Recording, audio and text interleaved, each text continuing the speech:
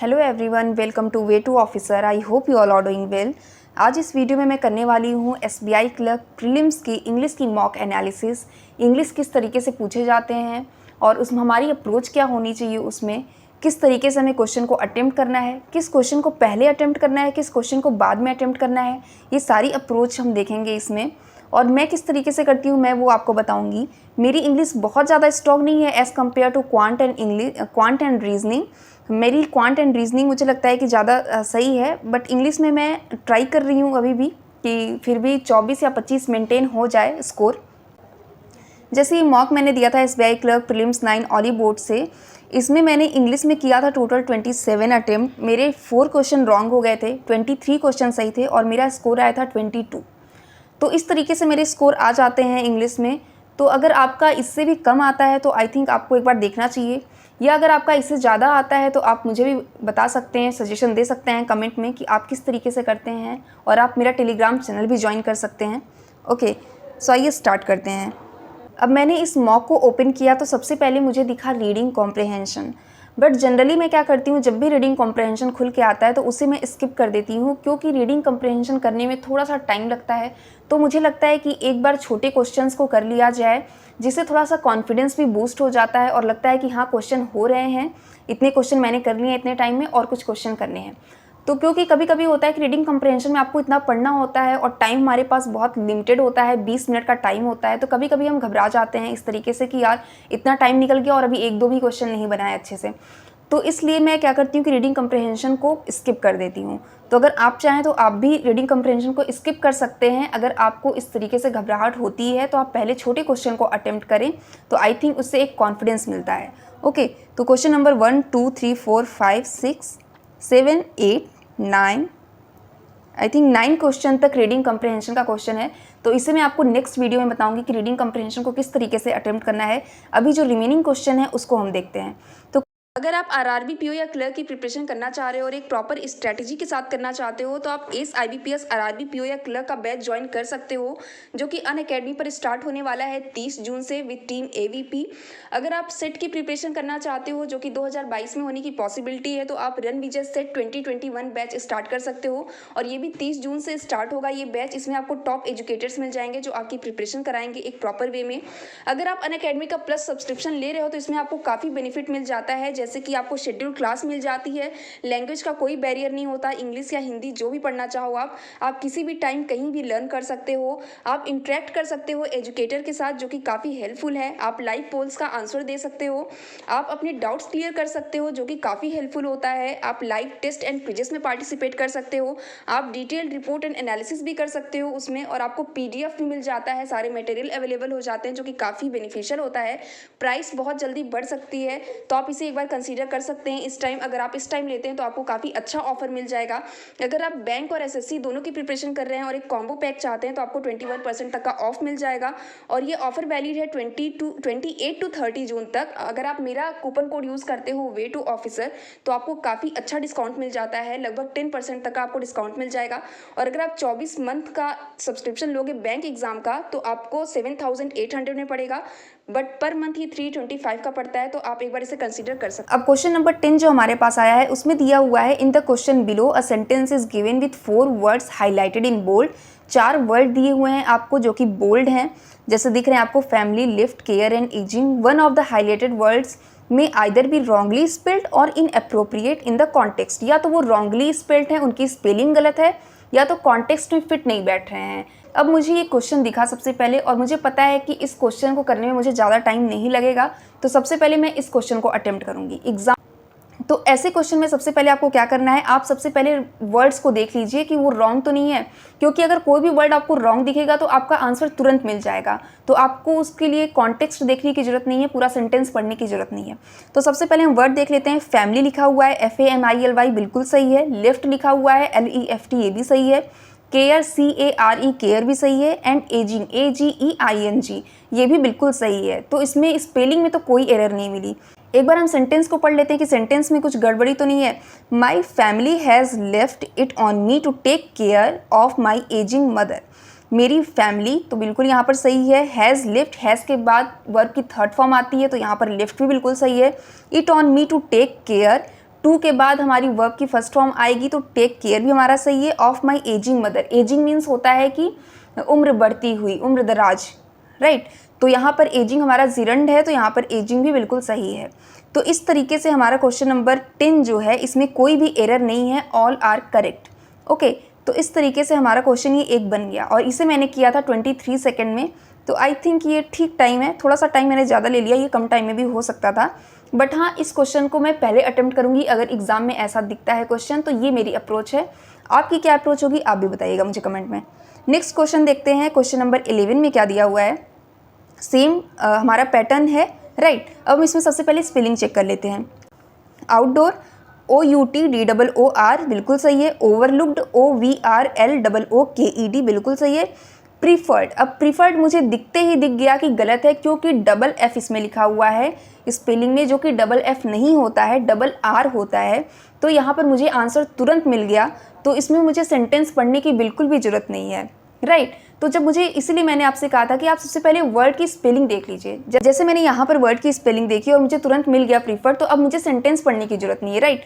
तो इसी तरीके से आपको भी करना है, आपको सेंटेंस नहीं पढ़ना है, तो इस तरीके से आप कर सकते हैं। हमारा आंसर आ गया प्रीफर्ड और ये बिल्कुल सही आंसर है। इसे मैंने किया था 12 सेकेंड में। ओके, नेक्स्ट देख लेते हैं। नेक्स्ट भी वही पैटर्न है। Decades ago I use to work in Kolkata, ago बिल्कुल सही है। AGO को वर्क बिल्कुल सही है, WORK। कलीग, कलीग भी हमारा सही है, COLLEAGUE बिल्कुल सही स्पेलिंग है। थ्रू आउट, थ्रू आउट की भी स्पेलिंग बिल्कुल सही दी हुई है, राइट। अब हम इसके सेंटेंस को पढ़ लेते हैं। Decades ago I use to work in Kolkata and a colleague and I were walking throughout the college street. अब मुझे यहाँ पर कॉन्टेक्स्ट में गड़बड़ी दिखी। कहाँ पर दिख रही है कॉन्टेक्स्ट में गड़बड़ी? थ्रू आउट, थ्रू आउट लिखा हुआ है। थ्रू आउट हमारा होता है ड्यूरेशन ऑफ टाइम के लिए यूज़ किया जाता है थ्रू आउट को, और यहाँ पर हमें सेंटेंस में कह रहा है कि मेरे कलीग और मैंने जो है कॉलेज की स्ट्रीट जो थी वहाँ पर वॉक कर रहे थे, राइट। तो इस तरीके से दिया हुआ है, तो यहाँ पर थ्रो होगा, थ्रो आउट नहीं होगा। और इस क्वेश्चन को मैंने रॉन्ग किया था, जल्दी जल्दी में पढ़ने से मेरा क्वेश्चन रॉन्ग हो गया। सो इसलिए मैं आपसे कहूँगी कि क्वेश्चन को आप जितने भी क्वेश्चन इंग्लिश में अटेम्प्ट करो उसे बहुत ध्यान से करना, क्योंकि इसमें रॉन्ग होने के चांसेस बहुत ज़्यादा हो जाते हैं। क्योंकि एक तो इंग्लिश में ऐसे ही सबको बहुत डर रहता है कि कहीं क्वेश्चन रॉन्ग ना हो जाए या फिर उस वर्ड की मीनिंग नहीं आएगी तो क्या होगा, तो थोड़ा सा लोग डरे रहते हैं इंग्लिश में, क्योंकि कितना भी पढ़ लो उतना कॉन्फिडेंस इंग्लिश में नहीं आ पाता as compare to reasoning and quant.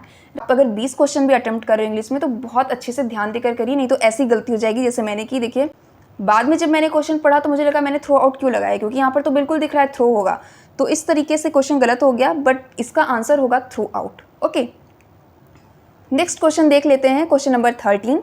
अब यहाँ पर एरर का क्वेश्चन आ चुका है, हमें एरर फाइंड करना है, और एरर में बहुत लोगों की गलतियाँ होती हैं, राइट। एरर में बहुत लोग डरते हैं क्योंकि 5 नंबर के एरर क्वेश्चन आने तो फिक्स रहते हैं। ऐसा कभी नहीं आप देखेंगे कि एरर के क्वेश्चन ना आए, एरर के क्वेश्चन हमेशा आते हैं और बहुत लोग गलती कर देते हैं। इवन मेरी भी गलती हो जाती है एरर में। तो आप कितने भी रूल्स पढ़ लो, कितने भी सारी चीज़ें पढ़ लो, आपका एरर पार्ट तब तक सही नहीं होगा जब तक आप डेली रीड नहीं कर रहे हो न्यूज़पेपर। और ये फैक्ट है, क्योंकि मैंने भी सारे रूल्स पढ़े हैं, सब कुछ पढ़ा, noun, pronoun, adjective, adverb, preposition, conjunction, everything, जितने भी सब्जेक्ट वर्ब एग्रीमेंट के रूल्स हैं सब कुछ पढ़ा है, बट क्वेश्चन गलत होते थे, राइट। अभी भी हो जाते हैं कभी कभी, बट जब से मैंने हिंदू रीडिंग स्टार्ट की है तो बहुत सारी चीज़ें इंप्रूव होने लगी हैं। तो मैं आपसे कहूँगी कि बैंक एग्ज़ाम क्वालिफाई करने के लिए आपको द हिंदू रीड करना मस्ट है, बहुत ज़रूरी है। तो प्लीज़ इसे आप रीड करिए, क्योंकि अगर आप इसे स्किप करके सोचोगे कि आप एग्ज़ाम क्वालिफाई कर लोगे तो ये काफ़ी डिफ़िकल्ट हो जाएगा आपके लिए। ओके, तो इसको पढ़ते हैं। The culture diversity on campus and greenery around the city align perfectly with my requirement.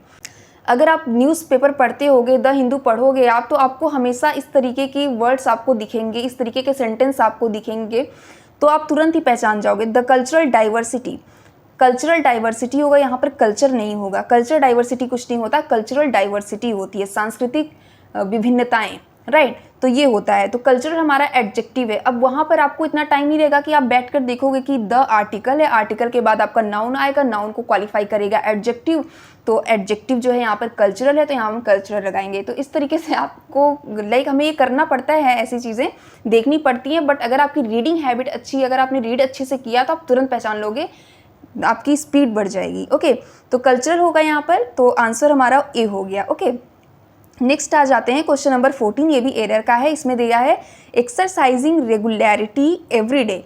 अब इससे भी मुझे नहीं लगता कि पूरा सेंटेंस पढ़ने की जरूरत है, बट एक बार पढ़ लेते हैं। Exercising regularity every day if possible is the single most important thing we can do for our health.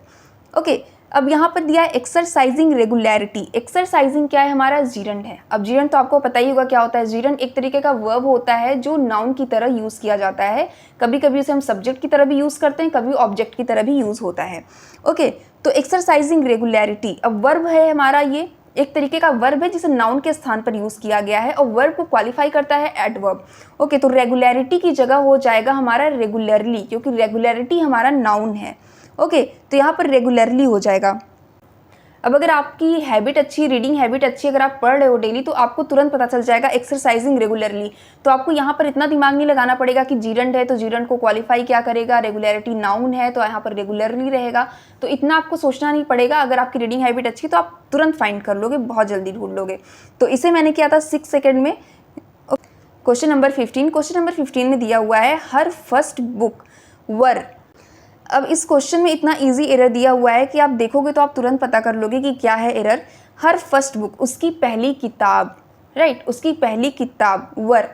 अब किताब जो है, बुक जो है वो सिंगुलर है तो हमारा वर्ब भी सिंगुलर होगा, बट यहाँ पर वर्ब हमारा प्लूरल दिया हुआ है तो यहाँ पर ये तुरंत गलत हो जाएगा क्योंकि वर्ब की जगह पर वॉज होगा। हर फर्स्ट बुक वॉज, राइट। तो ये तो रूल्स आपको पता ही होंगे, जो बेसिक रूल्स हैं। अगर आपको रूल्स नहीं पता है तो एक बार रूल्स आप पढ़ लीजिए, कहीं से भी आप पढ़ सकते हैं, किसी बुक से पढ़ लीजिए। बुक भी मैंने आपको सजेस्ट की थी। आपने अगर इंग्लिश की वीडियो नहीं देखी है तो आप देख सकते हैं, मैंने बताया था कि किस तरीके से प्रिपेयर करना है वहाँ पर। नेक्स्ट है never had she thought she would go on the trip without her best friend, that too on she birthday. अब सी बर्थडे क्या होता है? हमने सुना है her birthday, his birthday, their birthday, right. हमने कभी she birthday, he birthday, we birthday ऐसा तो नहीं सुना है, क्योंकि हम कभी सब्जेक्टिव प्रोनाउन नहीं यूज़ करते। अगर हमें पोजीशन दिखाना है कि उसका बर्थडे है, उसका जन्मदिन है, तो हम उसका पोजीशन दिखाएंगे ना उस। तो इस तरीके से यहाँ पर एरर फाइंड हो गया। डी पार्ट में एरर है तो हमारा एरर निकल गया। ओके, नेक्स्ट देख लेते हैं क्वेश्चन। अब क्वेश्चन नंबर 17 आया। इसमें हमें दिख रहा है कि सेंटेंस को रीअरेंजमेंट करना है, हमें सेंटेंस को बनाना है। ABCDE 5 सेंटेंस दिए हुए हैं और इसे बनाना है। इसे मैंने रॉन्ग किया था, बट मैं आपको ये कहना चाहूँगी कि अगर आपको इस तरीके के क्वेश्चन दिख रहे हैं तो पहले आप इस क्वेश्चन को स्किप करके आगे बढ़िए, क्योंकि आगे जरूर फिलर्स होंगे या फिर क्लोज टेस्ट होंगे। तो आई थिंक क्लोज टेस्ट या फिलर्स को करना ज़्यादा बेनिफिशियल होगा आपके लिए as compare to this sentence rearrangement, क्योंकि सेंटेंस रीअरेंजमेंट में कभी कभी क्वेश्चन गलत हो जाते हैं। तो आई थिंक इसको आपको बात के लिए रखना चाहिए, राइट। तो हम इसको स्किप करके आगे बढ़ते हैं। आगे के क्वेश्चन की एनालिसिस में नेक्स्ट वीडियो में बताऊंगी कि उसमें रीडिंग कंप्रहेंशन को, cloze test, para jumble, fillers को किस तरीके से करना है और हमारा सीक्वेंस क्या होना चाहिए, किसको पहले करना है, किसको बाद में करना है। तो ये सारी अप्रोच हम देखेंगे नेक्स्ट वीडियो में। इसमें मैं बताऊंगी तो वीडियो काफ़ी लंबा हो जाएगा। सो अगर आपको वीडियो अच्छा लगता है तो प्लीज़ इसे लाइक करिए, शेयर करिए एंड सब्सक्राइब करिए, और कमेंट भी करके अपना सजेशन दे सकते हैं आप कि आप किस तरीके से करते हैं या फिर मुझे किस तरीके से और इम्प्रूव करना चाहिए। सो यस, मिलते हैं नेक्स्ट वीडियो में। Till then like, share, subscribe. Bye, best of luck.